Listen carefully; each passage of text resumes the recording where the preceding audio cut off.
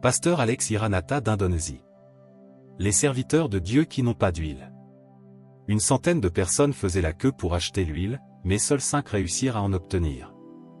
Voici le témoignage du pasteur Alex Iranata, extrait du livre « Un voyage vers le ciel et l'enfer », une collection des témoignages. Ce livre est écrit en langue indonésienne. Dieu a permis au pasteur Alex Iranata de vivre encore quelques années pour prêcher sa vérité à différents endroits, avant de le rappeler dans son royaume éternel. Voici le récit du pasteur Iranata. J'ai reçu cette vision alors que j'étais conscient, les yeux ouverts, dans la salle de soins intensifs de l'hôpital national de Singapour.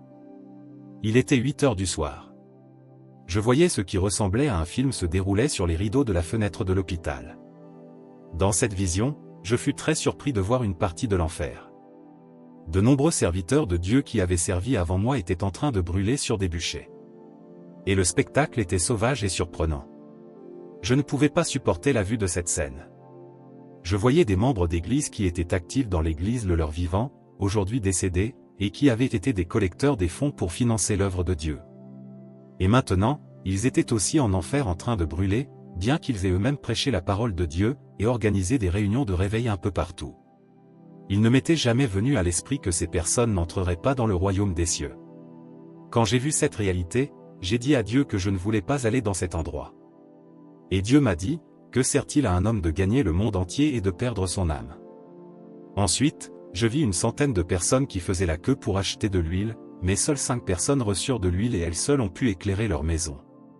Dans ces 5 maisons, ils pouvaient louer et adorer Dieu, mais les 95 autres, leur maison était dans un état très ténébreux. Il n'y avait que des pleurs, des lamentations et des gémissements. Les 5 serviteurs de Dieu qui avaient réussi à obtenir de l'huile ressemblent aux 5 vierges sages de Matthieu 25 dont les lampes étaient remplies d'huile. L'huile nous parle du Saint-Esprit, en particulier de l'onction du Saint-Esprit. Le Saint-Esprit vient habiter en nous lorsque nous avons été régénérés, mais la plénitude du Saint-Esprit est le fruit d'une poursuite continuelle après l'expérience de la régénération. Les 5 serviteurs de Dieu qui avaient réussi à obtenir l'huile sont ceux qui payaient le prix pour s'assurer que leurs esprits sont toujours remplis du Saint-Esprit et de l'onction du Saint-Esprit. Dans le temple de l'Ancien Testament, le chandelier fournissait la seule lumière permettant aux sacrificateurs de faire leur travail dans le lieu très saint. C'est le type et la figure des pasteurs ou des serviteurs de Dieu dans le Nouveau Testament, qui ne travaillent et ne servent que par la lumière du Saint-Esprit. Comme le chandelier est le type des 7 esprits de Dieu, les serviteurs de Dieu qui ont de l'huile seront éclairés par les 7 esprits de Dieu dans leur ministère, et l'Église sous leur responsabilité pastorale sera donc dans la lumière. En outre, le chandelier éclairait la table des pains de proposition, qui est le type et la figure de la parole de Dieu. Ainsi, les pasteurs et les serviteurs de Dieu du Nouveau Testament doivent lire, méditer, enseigner et prêcher la parole par le Saint-Esprit. Ils prêcheront l'esprit de la parole qui donne la vie et non la lettre de la parole qui tue. 2 Corinthiens 3, 6. Il nous a aussi rendus capables d'être ministres d'une nouvelle alliance, non de la lettre, mais de l'esprit, car la lettre tue, mais l'esprit vivifie.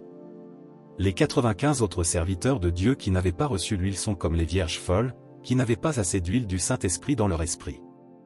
Ils n'ont pas payé le prix pour obtenir l'huile en cherchant continuellement le Seigneur. Ainsi, leur ministère dans les églises ne se font pas par l'onction du Saint-Esprit, mais par leur chair et leur esprit naturel. Ils n'ont pas la lumière du Saint-Esprit mais ils enseignent une connaissance ténébreuse selon leur propre esprit enténébré puisqu'ils ne connaissent pas Dieu. Éphésiens 4, 18. Ils ont l'intelligence obscurcie, ils sont étrangers à la vie de Dieu, à cause de l'ignorance qui est en eux, à cause de l'endurcissement de leur cœur. Ils exercent leur ministère selon la lettre de la parole et tuent ainsi leurs assemblées spirituellement. C'est pourquoi les 95 serviteurs de Dieu qui n'avaient pas d'huile ont des églises qui sont dans les ténèbres. Finalement, leurs membres d'église sont affamés, empoisonnés spirituellement et ils meurent spirituellement. Comme ces 95 serviteurs de Dieu sont responsables du fait que les membres de leur église perdent leur salut, ces serviteurs de Dieu perdent également leur salut. Matthieu 7, 21 à 23. Ce ne sont pas tous ceux qui me disent « Seigneur, Seigneur », qui entreront dans le royaume des cieux, mais celui-là seul qui fait la volonté de mon Père qui est dans les cieux. En ce jour-là, plusieurs me diront « Seigneur, Seigneur, n'avons-nous pas prophétisé en ton nom? N'avons-nous pas chassé des démons en ton nom? N'avons-nous pas fait en ton nom beaucoup de miracles? Alors je leur dirai ouvertement, je ne vous ai jamais connus, retirez-vous de moi, vous qui commettez l'iniquité. Luc 13, 26 à 28. Alors vous vous mettrez à dire, nous avons mangé et bu devant toi, et tu as enseigné dans nos rues. Et il répondra, je vous le dis, je ne sais d'où vous êtes, retirez-vous de moi, vous tous, ouvriers d'iniquité. C'est là qu'il y aura des pleurs et des grincements de dents, quand vous verrez Abraham, Isaac et Jacob, et tous les prophètes, dans le royaume de Dieu, et que vous serez jetés dehors. Étrangement, pendant cette période que je recevais la vision, durant 15 à 20 minutes, aucun membre du personnel de l'hôpital n'est rentré dans ma chambre, comme à l'habitude.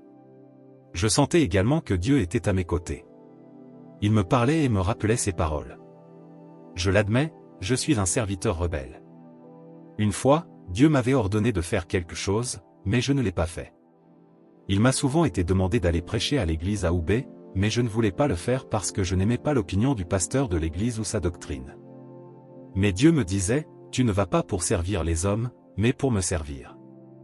À partir de ce moment-là, j'ai dû changer ma façon de penser. Cette vision des serviteurs de Dieu en enfer m'a fait ressentir de la compassion pour les serviteurs de Dieu, en réalisant qu'ils servent Dieu sur terre, mais pourraient être acceptés ou rejetés dans le royaume de Dieu. Finalement, j'ai dit à Dieu, donne-moi la force d'aller jusqu'au bout et je raconterai cette vision à ton peuple, quel que soit l'endroit où tu m'enverras. Acte 20, 24. Mais je ne fais pour moi-même aucun cas de ma vie, comme si elle m'était précieuse, pourvu que j'accomplisse ma course avec joie, et le ministère que j'ai reçu du Seigneur Jésus, d'annoncer la bonne nouvelle de la grâce de Dieu. Fin du message. Que Dieu vous bénisse.